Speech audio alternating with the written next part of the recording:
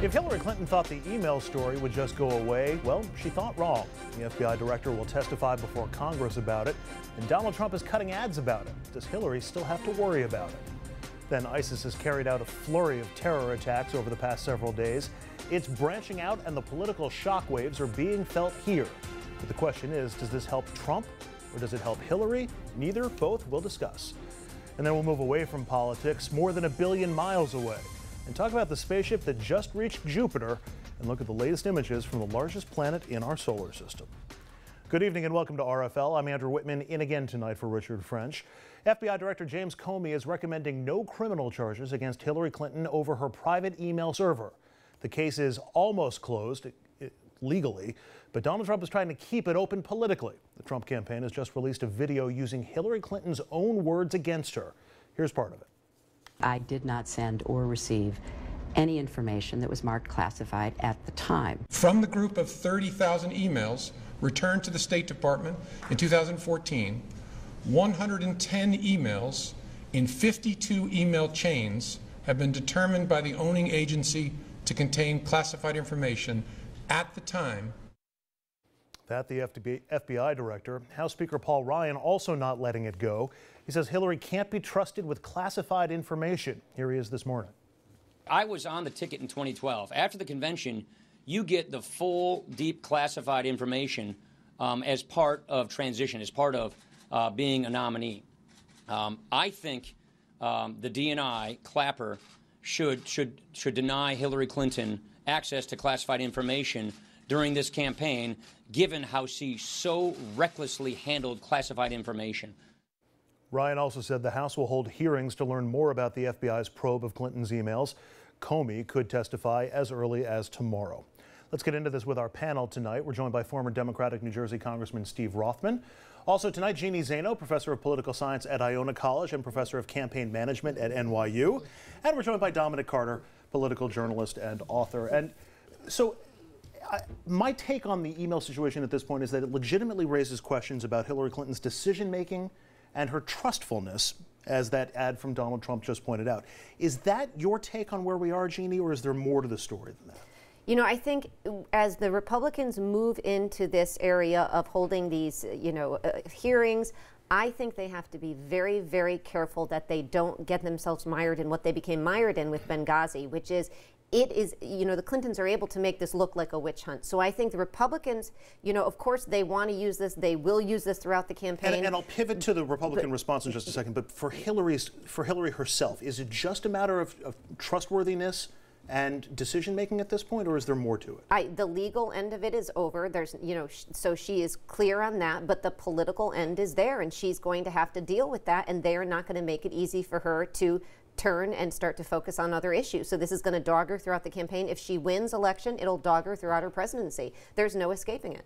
Congressman, voters already had their questions about Hillary Clinton's decision-making and her trustfulness. We've seen this in the polls all the way through. Does this actually change voters' perceptions of her? Does this reinforce voters' perceptions of her? I think it might reinforce perceptions of her, not necessarily that she used her own personal email server to get and receive classified information, although she says they were not marked classified. FBI Director Comey didn't say they were marked classified. He just said they were determined to be classified. But that seems like a lawyer's response. Well, it is a lawyer's response. I'm a lawyer. I used to be a judge, too. So forgive me for getting into the law and the facts. Listen, this campaign is going to come down to, at the end of the day, if you don't want to view it positively, who's going to be the biggest risk to America's national security? Former First Lady, U.S. Senator, Secretary of State, who knows the people around the world, knows the issues, extremely knowledgeable. President Obama says the most knowledgeable candidate ever to run for president. Or Donald Trump, who doesn't know the world, doesn't know the leaders, and arguably is simply a huckster. And we'll get into the politics, but Dominic, I'm just curious, is this worse for Hillary than just a few bad news cycles, or does this reinforce sort of those negative images that a lot of voters have of her? This is going to go way further than a few news cycles. Basically, the FBI director got up there yesterday and in an unprecedented move called Hillary Clinton a liar without using the word liar. That's the bottom line. As I said on this show last night, the first thing Trump would do is pull his soundbite and put it in a commercial. That's exactly what he did. By the time we probably was off the air, it's up and running today. The professor is correct, and I agree with the congressman. It may reinforce the image of what some voters, particularly swing voters, have of her, and Republicans do have to be careful because Lord knows they can overplay their hand, and they've already shown a pass of overplaying their hand. But she's got a problem. She's got a real problem, and here's why when we did polling in the last couple of months, and we go, oh, Hillary's up 7-8 in the lead. That's why I said it's early, relax. This is going to be a real race. And this gets me to the point that both Jeannie and Congressman Rothman were talking about before, because I think a fair assessment of this is that she did lie, or at least deceived voters with some of her answers, and certainly opened up questions about how trusted she can be in her decision-making process. But she's up against Donald Trump, who legitimately has some decision-making and trustworthy questions of his own. Are her sins in this somewhat mitigated by the fact that she's running against Donald Trump? You know, she's lucky that she's running against him, and there's a lot of questions about his trustworthiness, so she's lucky there. But, you know, can you imagine if Donald Trump had done this and they had asked him, you know what he would have said?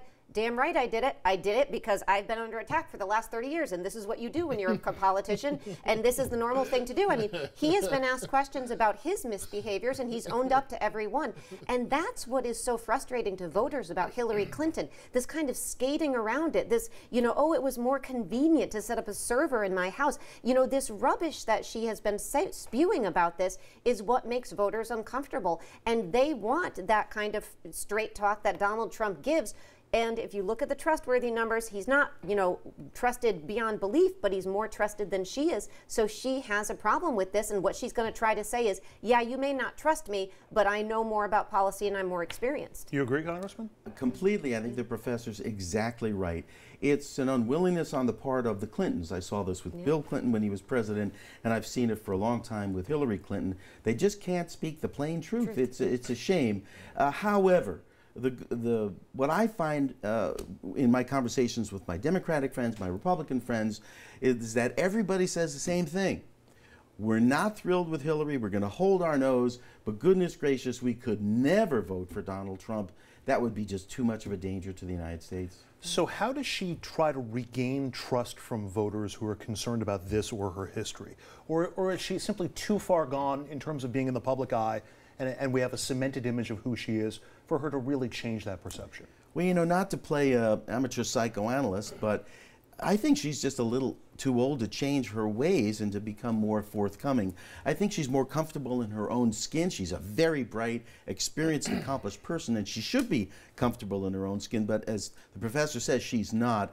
The good or bad news is that Donald Trump will continue to be, at age 69, himself. He's not going to change. And he says racist, misogynist things, anti-Semitic imagery posted on his websites, anti-Muslim. The list goes on and on and on. Dominic, can Hillary pivot from this, or does she just have to pivot back to Donald Trump and be like, look, you can either pick me or pick him? She can't pivot from this. And I don't know who's advising her. I know they don't want to give the story legs, but when she goes a full news cycle without commenting again, and it looks like she's running from the media, that's only going to piss us journalists off even more and focus on the story. The assessment is correct. The best thing she has going for this, imagine the headlines if Trump didn't step on his own foot with the Star of David in that ad. Imagine how much she would have been so much more out there. So Donald Trump is her savior.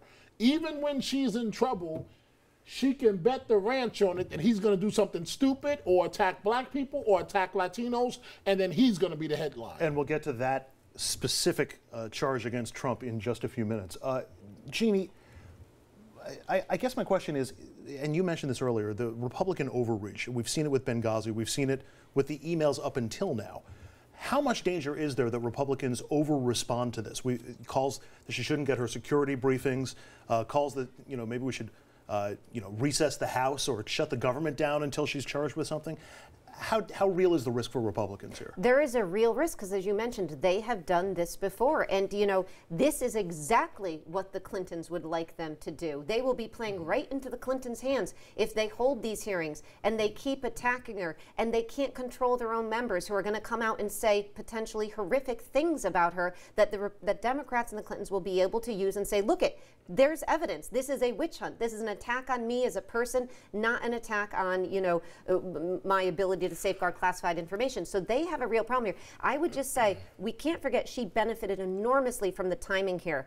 4th of July weekend, before the convention, this is out. She has had some good luck here, or I wouldn't say luck. She's had the benefit of having President Obama in charge, and so she has benefited from that, and people know that. But that response is somewhat standard from the Clinton playbook. This goes all the way back to the 90s when Bill Clinton was president and the vast right-wing conspiracy.